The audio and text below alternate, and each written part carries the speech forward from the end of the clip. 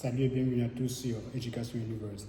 Aujourd'hui, Amadou Ampateba va nous expliquer les étapes de l'éducation dans l'Afrique précoloniale. Écoutez très bien. On dit, quelle est la vie de l'homme? Alors la vie de l'homme est subdivisée en 9 degrés, mais chaque degré, et puis ces 9 degrés sont encore subdivisés en 3 étages, et chaque étage a 3 degrés. Et chaque degré correspond à 7 ans. Ainsi, de la naissance jusqu'à la 7e année, on est au premier degré du degré inférieur. C'est-à-dire l'enfant est à l'école de sa mère.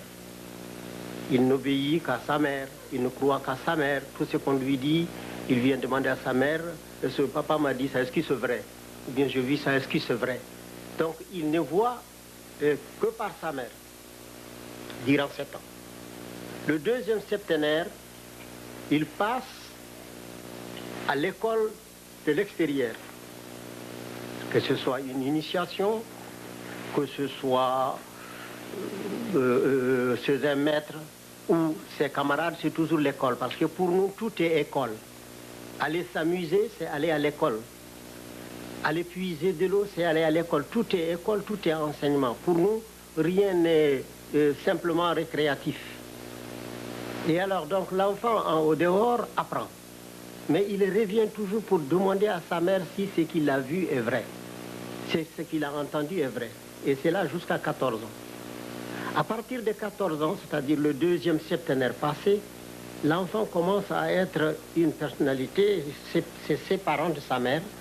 Parce qu'il va vers sa 21e année, il commence à dire à sa mère, non, tu n'as pas compris, c'est pas comme ça. Il commence à raisonner. Et alors à 21 ans, il a fini le petit cycle. Alors, il est censé avoir fait un premier tour dans toutes les initiations. On lui a parlé des êtres vivants, immobiles. On lui a parlé des êtres vivants, mobiles.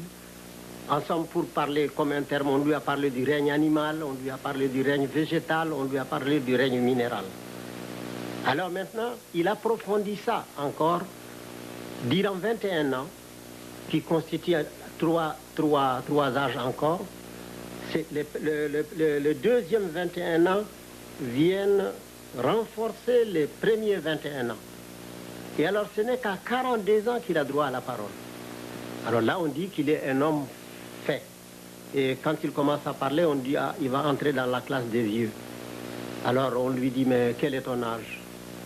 Si par exemple vous dites 35 ans, on dit, attendez, les 42 ans. Et maintenant, lorsqu'il a atteint 42 ans, il a droit à la parole.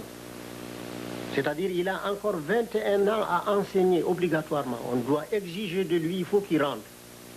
C'est qu'en 21 ans, il a pris dans sa jeunesse, il a mûri dans son âge d'homme, il faut qu'il rentre dans son âge de vieillesse, c'est-à-dire jusqu'à 63 ans.